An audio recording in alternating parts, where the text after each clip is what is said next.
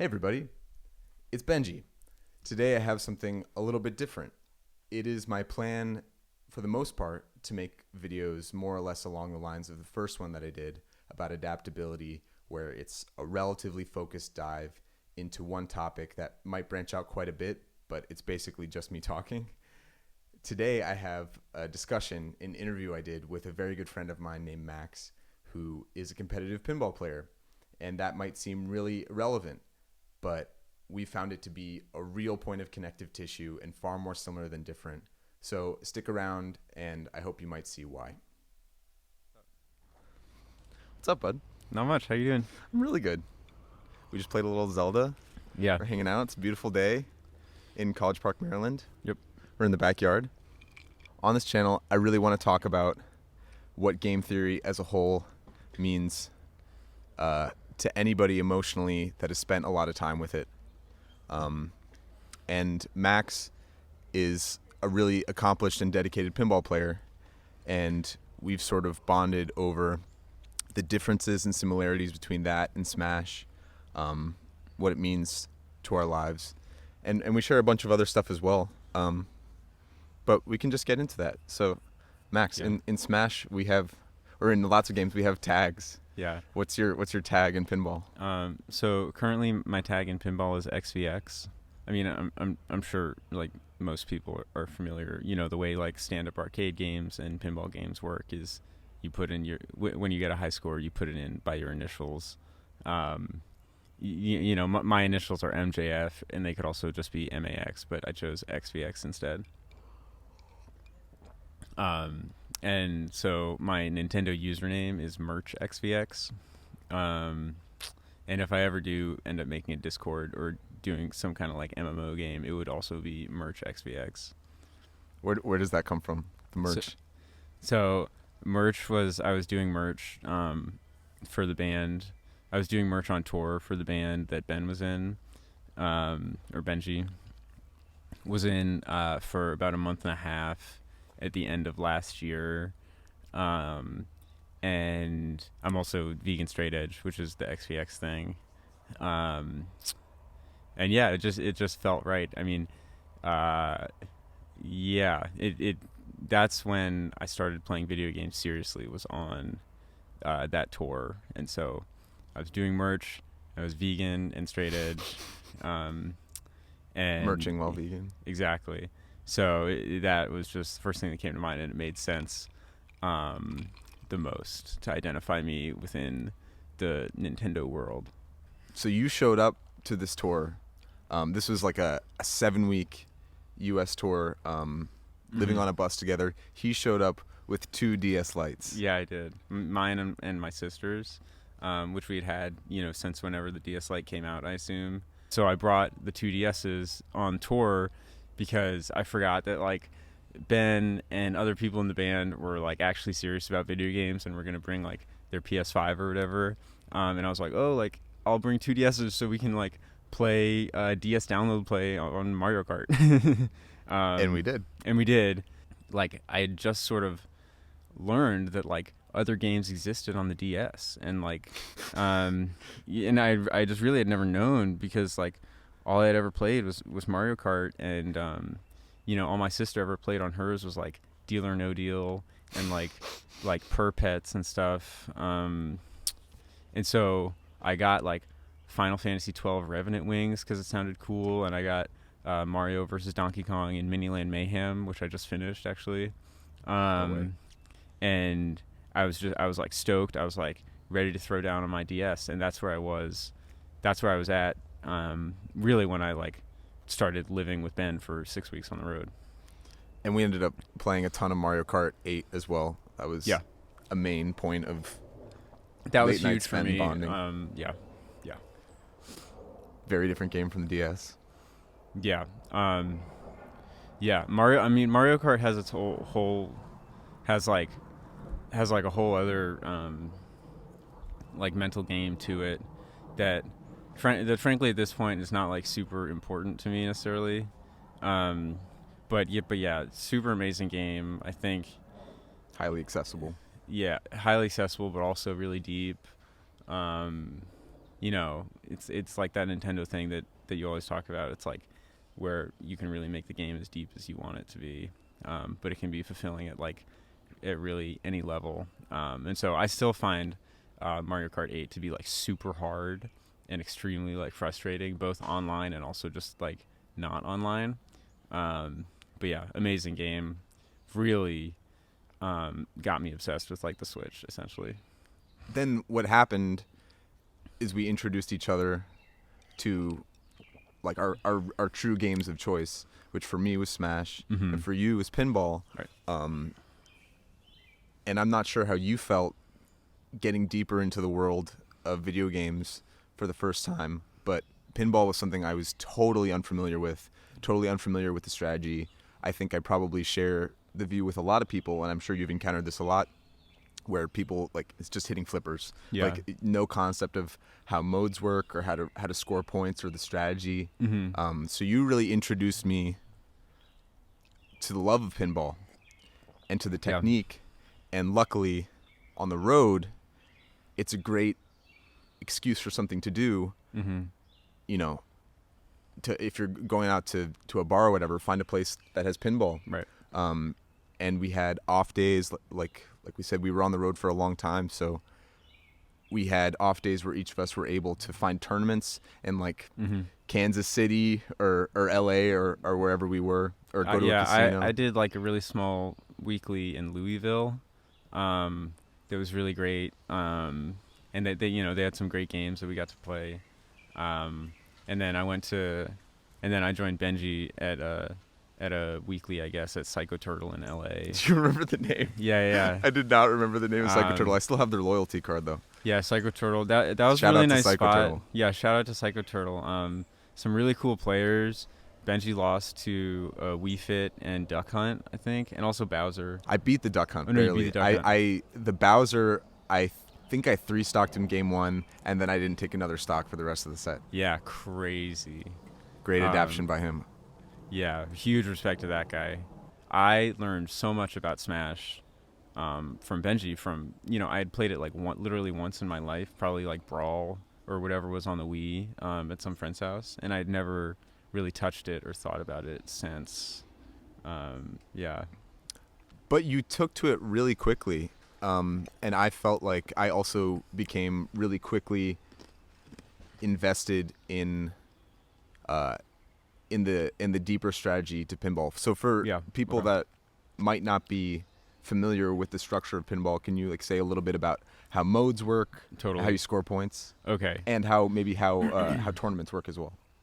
Okay, yeah. There are two flippers, and there's a play field, and that's like that's the game. There's the point of pinball is to score points. You play with 2 to 4 other players.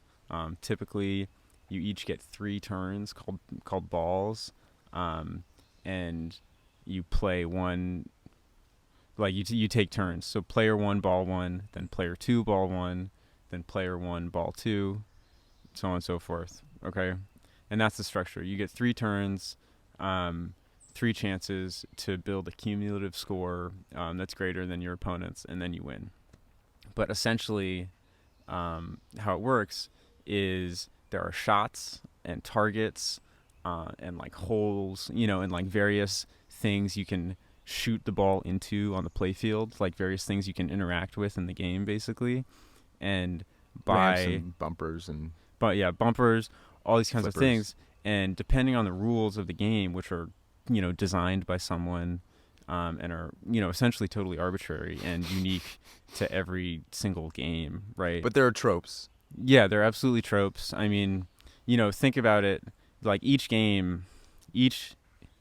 different pinball game is essentially like a different character in Smash or something, or maybe a different character matchup. There are certain things that you can like guess about and be right. There are certain things that you can guess about and be wrong. There are certain like nuances that it would really help you to have studied beforehand, stuff like that. But so each game is more or less completely unique, and requires like a sequence or combination or like group of shots, completed in order to like to qualify or activate like other scoring opportunities in the game. And so that's where modes and multi-balls come in, which are the two like most common, I guess, like ways you can change. You can like temporarily change the scoring on the playfield. Do it more efficiently. Right. Which reminds me of something that came up really quickly when we were starting to talk about pinball and the mental aspect of it that you said to me. Maybe this is a quote from another player, that every ball that's ever been played in pinball has ended the same way. Mm-hmm. You sink the ball. Yeah. You drop it. Mm-hmm. So, hypothetically, you could just keep hitting like 10-point bumpers or whatever it is. Like the scoring, the scale of the scoring changes from game to game. Right. But you could just brute force your way there, but you're increasing the number of chances you have to mess up. Right.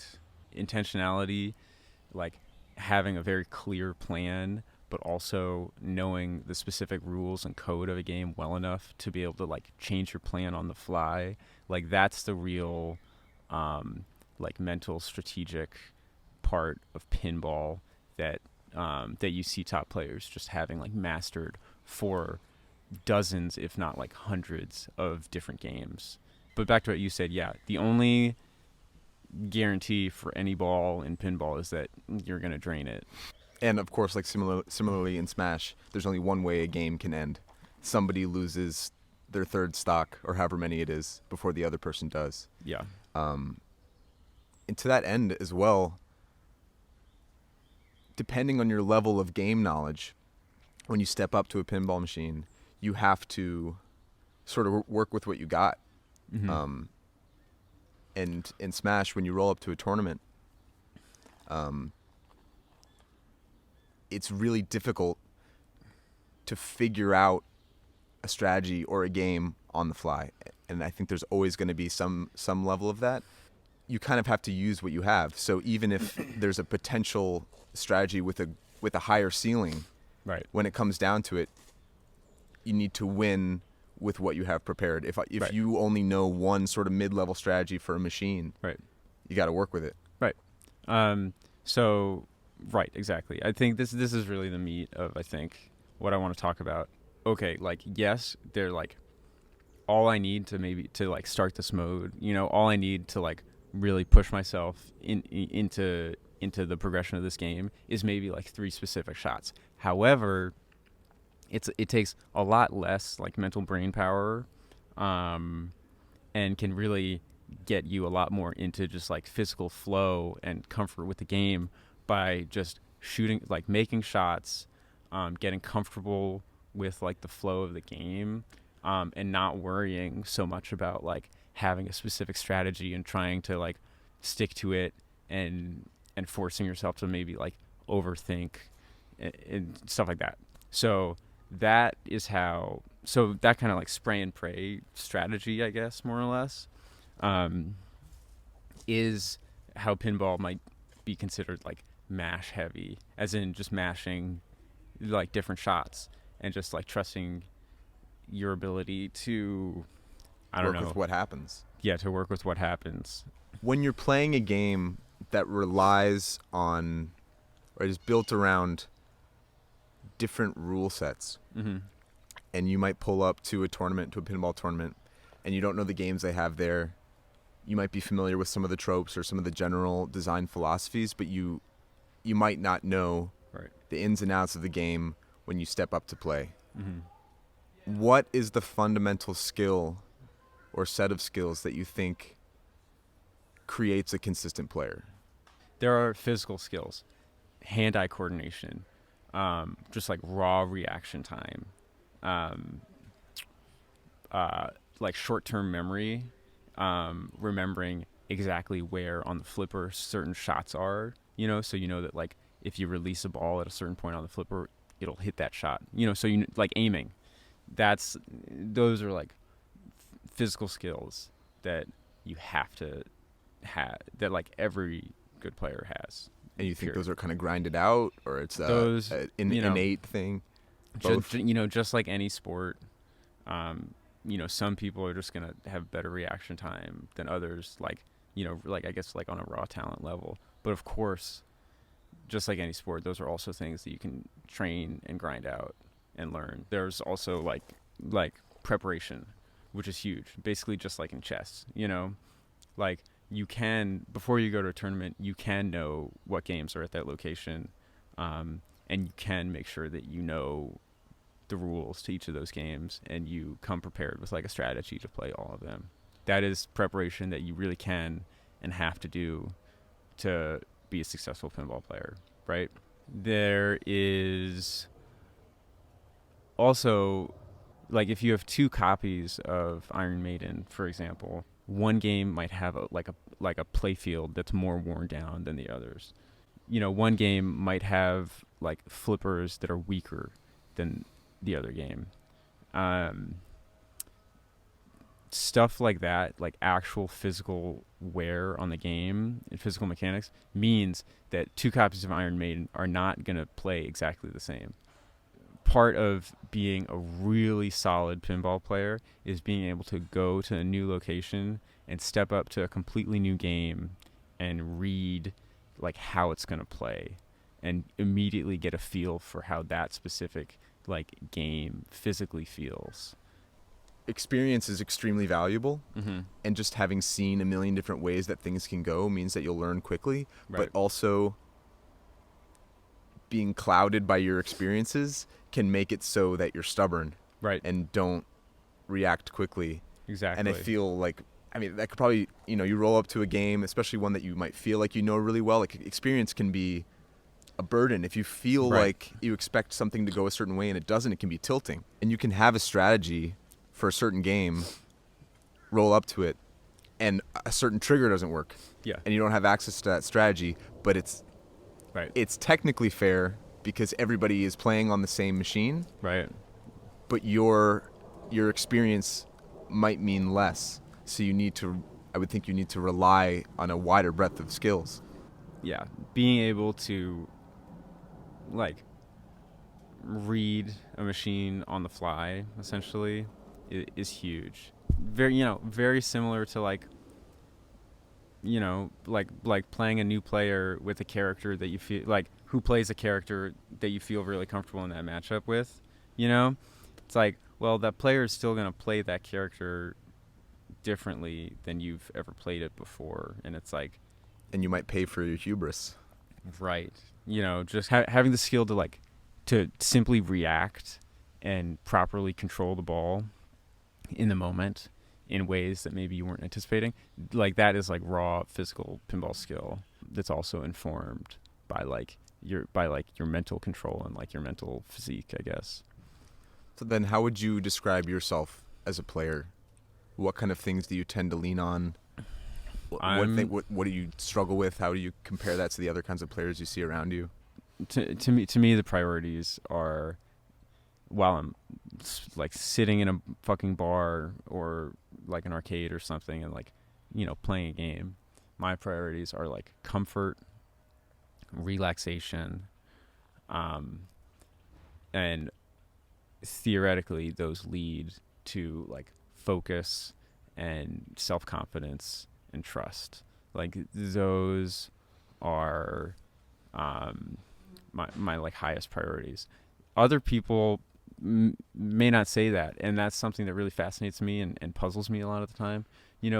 Tons of pinball players come at the game with very unique and different auras, maybe of like extreme confidence or like extreme like violence playing the game, like shouting or kicking or stuff like that.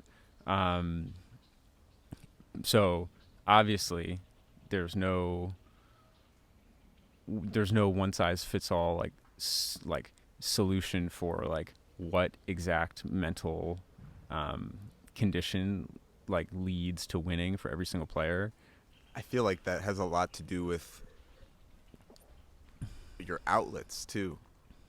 Like, if you don't have an outlet for for passion and anger, Mm-hmm. other than pinball or other than whatever your game of choice is, Yeah. it's going to come out there. The Which maybe can be a driving force too. I sort of feel like anger is too volatile a force for me to want to form a relationship with it as a competitive tool. right, but for some people, it's it can push perfect. you through. Yeah, I guess for some people it's Right. perfect. Yeah, I guess that's all I'm trying to say is you know, to get yourself like in the zone, like everyone needs different things. It sort of depends day to day. Like there are some days where I'm feeling more just like in the mood to like party or be super social, and maybe on those days I'll like pack a cooler full of like sodas or non-alcoholic beers, and I'll like come to the bar or the tournament or wherever like more down to like throw down and be social and whatever, and that's what makes me feel comfortable on that day. You know, some days are headphone days, you know, Absolutely. where you got to throw in your headphones, you got to ignore like everyone, be super like antisocial, and really just try to like find that like inner peace, because it's like way smaller and way more like sheltered on that day. You know, and lots of things in between. I find that to be Yeah. so hard though, because I often find for myself that what I feel like I need might not be exactly what I need. Mm-hmm. I have to think about it a little harder. I find a lot of times that being social at tournaments is really helpful. Mm-hmm. I've struggled a lot, especially moving around. I Mhm. started playing Smash competitively while living in Philly and sort of grew a community there, and then I moved back home to Maryland Yeah. and going to tournaments, going to Xanadu, and I felt pretty alone in it, and it felt weird to me to Yeah. be at a tournament. I'm like, fuck this, I don't have a community, nobody knows me, nobody wants me here, like Right. real like self-pitying shit. Right. So it's been really important for me to, in building my confidence, to feel like I belong, to form a sense of community, Right. to feel like I could be winning for something other than myself as well. Mm-hmm. Feeling like you belong at like a tournament or in a community is huge to feeling like confident in your like ability and your validity to be your ability to be a good player, and your validity like in being a good player. You know, like Yeah. it takes a ton of practice to drill into your head that like you belong in a certain place and you belong at a certain like skill level. You know, dealing with like those feelings of like, I don't know, imposter syndrome or like or you know, or feeling like an outsider are huge barriers to feeling like comfortable and like a worthwhile player in your game, like in your game of choice. Absolutely. Yeah. But I think the balance is really tough, where if I'm at a tournament and I'm feeling antisocial, part of that is focused. Like you're saying, some days are totally headphone days. But the more I encourage myself to be open when I don't feel like it, it usually ends up not only giving me a better shot of winning, but having a better time and not walking away angry and wanting to practice again the next day. Right. Asking people questions, staying open, staying curious. But it can also go too far in the other direction, where I'm just like, oh, I'm like kind of fucking around and I lose, and I'm like, I mean, I was playing well, but I was kind of fucking around. So maybe the next time you push really hard to go into that super narrowly focused zone, but you can overfocus. Something I've heard Tweak talk about is like this Yeah. sort of overfocus. And I think there really is Interesting. that sweet spot. And Well, also trying to focus on keeping yourself in the sweet spot, you can okay. overfocus. I think what I was what I was at least trying to say about like the mental game of pinball, which is,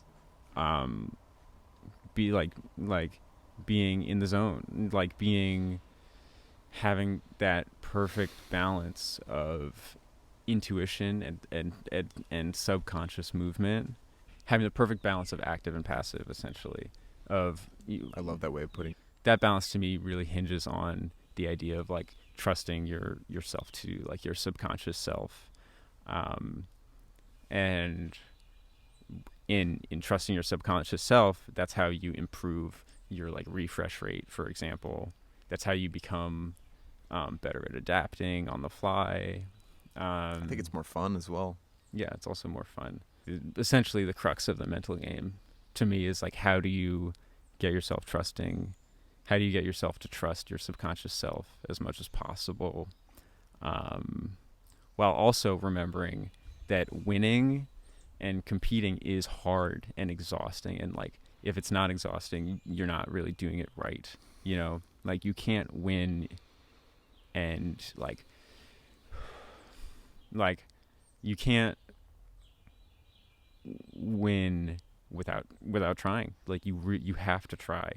And so trusting your subconscious self and trying to put as many activities on autopilot as you can is not the same as playing a game and having it feel easy, you know. This is something that's really come up for me.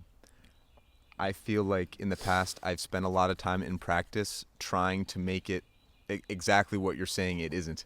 Trying to make it so Right. that when I go to the tournament, It feels easy. it feels easy. I feel like I misunderstood the advice of kind of letting go. Right. Letting in go a does not tournament. mean like checking out, and you like letting go means like trusting your muscle memory, but actively like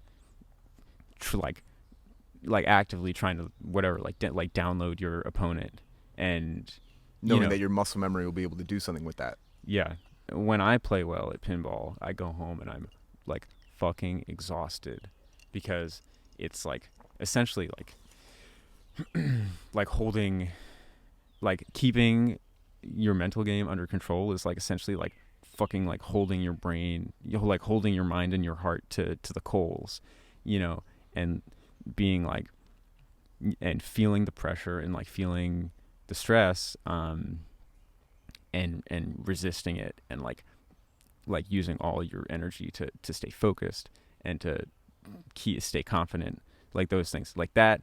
Mental game is super super hard. What's just super important to me is like the idea that like trusting your subconscious and trusting your muscle memory is like not the same at all um as like not focusing and like not like really like using your adrenaline and actively trying to do other things.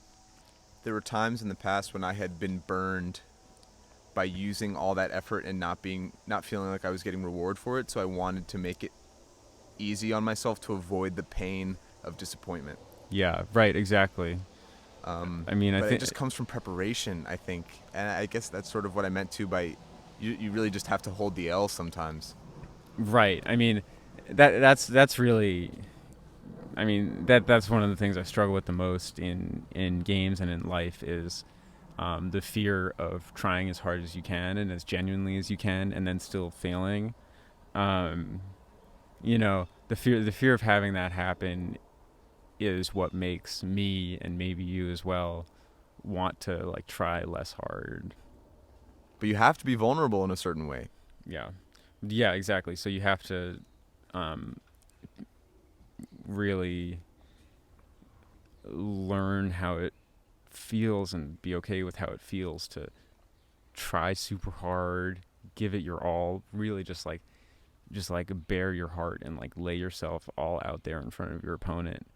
If you do that and lose, you have to get used to like how that feels and know You that can like take solace in learning something from that. At least yeah, if you laid yourself out there, you know what you can tweak. Like one of my least favorite feelings in competition is losing and feeling like I know exactly why. Like you have nowhere to put that energy. Like you right. just failed what feels like unnecessarily. Yeah. I've only the few times I've ever like outright won a tournament that really means a lot to me have been like some of the most like harrowing, stressful experiences like of my life, at least in of my life doing things that are normally relatively casual, you know. That's so sick. Like yeah. like um like and yeah, like putting yourself or myself like through that kind of like mental anguish is like really unpleasant, and that unpleasantness is like a huge barrier to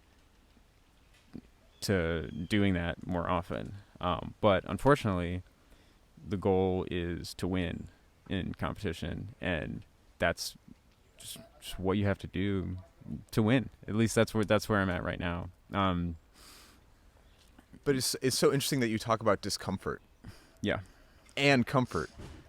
I think it makes me think that the purpose of creating a comfortable external situation is so that you can tolerate internal discomfort. Mm-hmm. If your outside situation is uncomfortable, you can't have a stable basis to get uncomfortable over. Yeah, totally.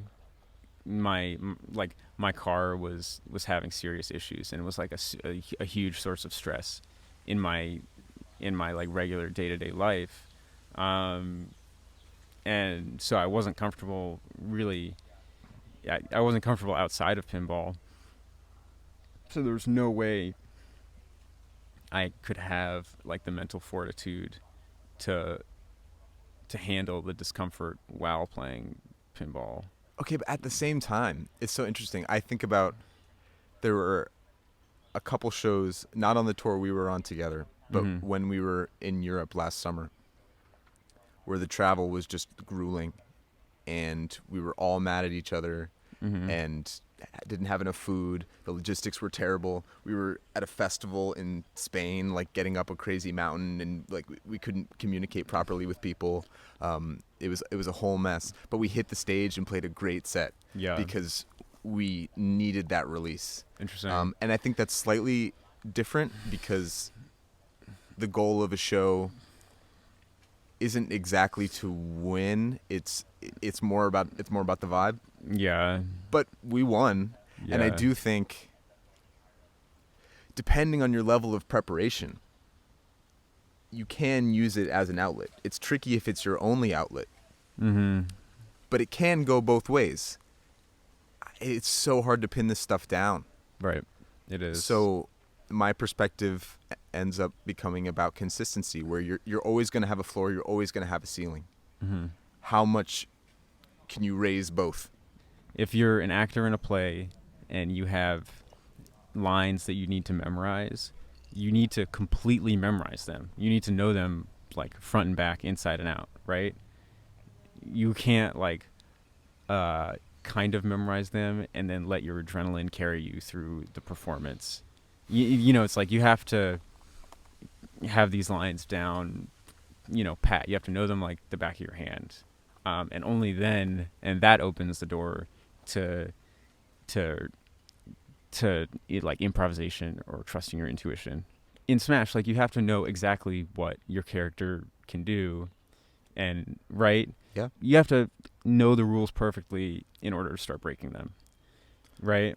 That's a great way to put it. I really like that. You have to know exactly how far your recovery goes to. Because there will always be Right. a margin of error. You want to control as many variables as you can, knowing that there's always going to be a fuck it margin. Yeah. You have to be prepared. This is something I was really curious about as we started to explore this together.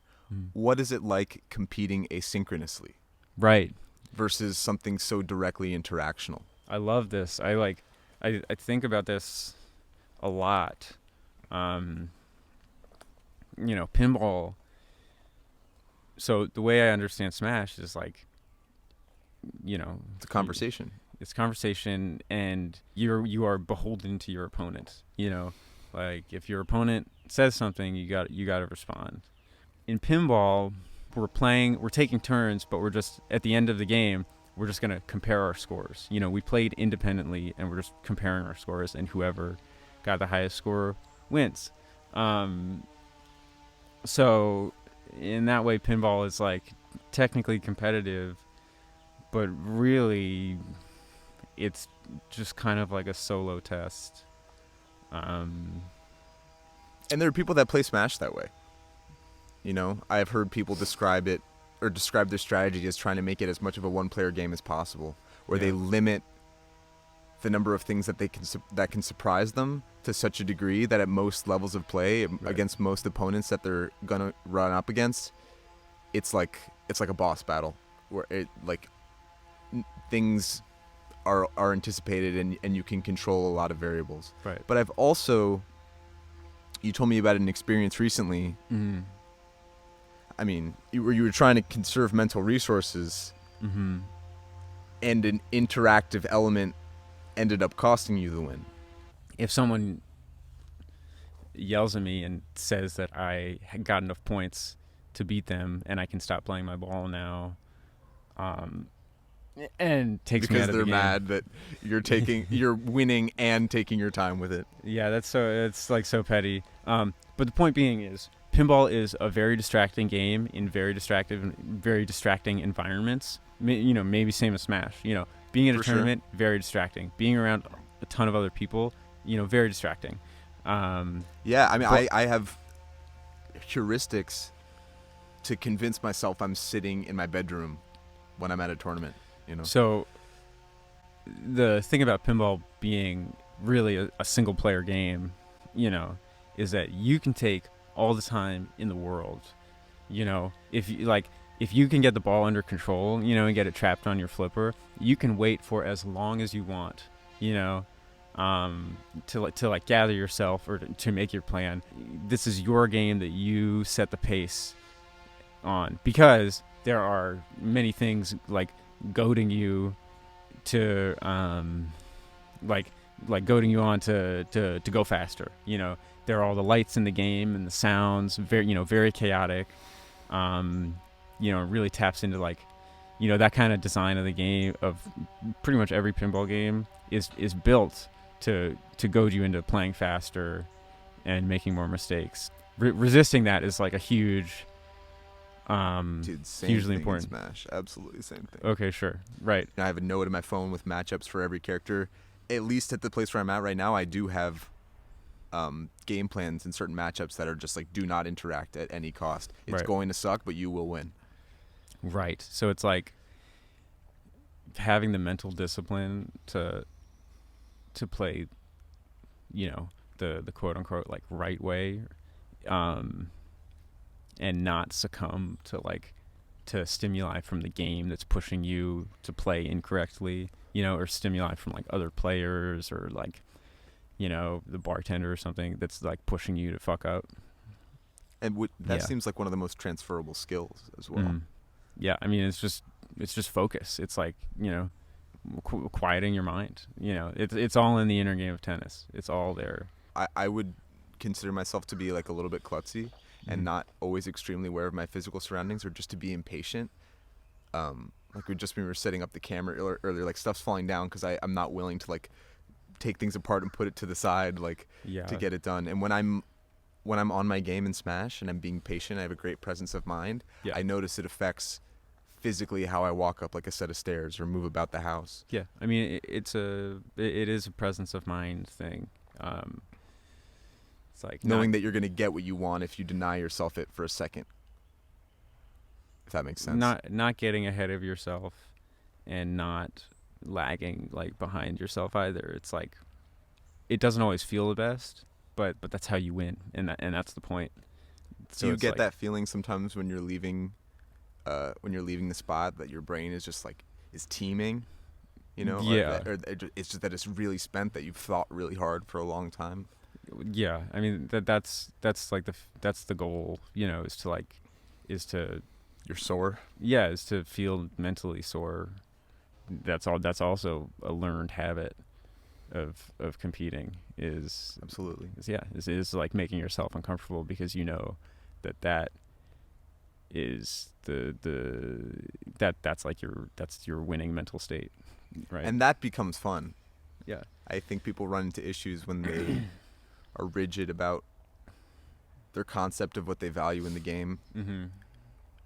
If you set your sights broadly, that your goal is to improve, or even that your goal is to win, it can take a lot of forms along the way, and they're all rewarding. Mm-hmm. But one of the times more recently that I went to a tournament with you, you were talking about a guy there who's like one of the best players in or is the best player in the region, Mm-hmm. who just like in his general aura reminded me so much of like the best Smash players in our region, which Oh I just found yeah, like hilarious. the best pinball players have a true like in my opinion have like a true effervescence that really shows an excellent balance of conscious and subconscious self. You know, like they know they're great, they have excellent instincts, you know, they have really great confidence and trust in themselves to execute at a high level consistently. um but and all that stuff is kind of on the more passive side, but they also have a real like active strategic mind, um and a great physical skills that also involve your memory, such as like aiming and certain like flipper techniques and stuff like that. They have it all, they know they have it all. And and so their mental energy is great. Very very few, uh if any, of the best local and national pinball players are like genuinely like volatile, like violent people. It's not sustainable. Yeah. um But there's plenty of like like minor raging and various like sort of like styles and attitudes that people have. But that's a little different, like being like a very vocal player, or like it is different from like from actually being like a fucking like from actually like engaging in some kind of like violence or stuff. well, enthusiasm is way stronger than anger. I was thinking about that just walking my dogs yesterday. Like they respond more to the excited voice than the stern voice, even when they're doing something bad. Yeah. But the advice that you had said, that you had gotten from this player one time when you had talked to them, they were basically just like, Right. just play your game. Yeah. And that is, which is like, ironically, just so similar to Smash. yeah. I mean, that's even literally in an interactive game. I mean, that's like the sort of yeah. I mean, just play your game. Like that's It's like frustratingly simple. That's the that's the absolute most concise way to summarize the ideas of trusting yourself. And I think concise advice is effective because it allows you to fill in the gaps. When you're in your head in a tournament, you're in your head. When people get too specific, it can just cloud it up. If you're looking to clear that fog a little bit, it's something about you. It's not about anybody else. It's not about advice that somebody else is going to give you for the most part. It needs to unlock something in yourself emotionally. Yeah, just playing your game means that you have to have like practiced your game a lot, and I mean, yeah, just play your game means that your game has to be solid. Like you have to have a really good game, and just play means like if your game is like the physical game playing side of it, like just play is the mental side of it. The dude who said that has been playing pinball for like 40 years. Oh, no way. And See, like, there aren't people like that in Smash because it's Right. too young of a thing. I'm really looking forward to the future when there are people like that. well, for what it's worth, something I admire in Smash is how developed the mental and physical meta of it is compared to pinball, which in my opinion has a very underdeveloped meta, Which I find so surprising. because it is like just kind of like a bar game and super hammy, and attracts like sort of like middle-aged nerds and stuff like that. It's like people love it and people are very serious about it, but the mental game is like Not talked. It's not talked about that much. You know, Do you think it's because it's like an older demographic, or like a less feely demographic than gamers? Like, I mean, I think it's possible. I think that something that's really admirable and cool about Smash, and is something that hopefully promises like long term sustainability for that game, whether it's Ultimate or whether it's like the next Smash that comes out. The mental and intellectual engagement that the player base has with the game is like just, I don't know, makes it so sick. It's just so dope. Like, the and passion is crazy. yeah, the passion is crazy, and like just having all that shit down makes it, I think, a lot more like accessible for people to get into in a way. I hear people talk about it just between Smash games. Like, you can tell when somebody started playing Smash, which game, based on their style. Yeah, And the best players in the world right now are kids. yeah. I'd And like they- to and think it they- doesn't have to be that way. But they truly stand on the shoulders of giants, like whoever they might be. Yeah. Like all the people who have been in the trenches the last like 6 years or whatever, or however long Ultimate's been out. Like really just literally like creating theory, for the game, makes it, that much Makes it more really rich. accessible. Yeah, yeah. I mean, yeah. It creates like the personality in the play too. Like if you have people writing theory about social movements or stuff like that, eventually that theory gets played out on a practical level, and like that's how people make sense of the world. So in Smash, you have people coming up with theory about what works and what doesn't, and the theory gets played out, in real life, and it gets tweaked, and the game, the meta progresses, and like that's what seems to make like a not only a viable but just like a vibrant and a progressive game that's like constantly changing and attracting new people. The other thing that we can agree on that I think is a universal feeling for watching anything that you love is like the feeling of watching like the best pinball stream, my favorite pinball streamer or the best pinball player, and the feeling of watching like the best Smash player play, and like the feeling of watching like the best guitarist. You're like watching the best player play their game is like watching like a fucking like rock star on stage. It's like, yeah, Feels too right.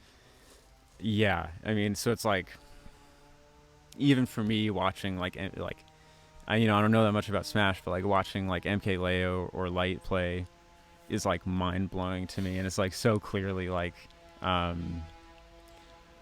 just like assassins.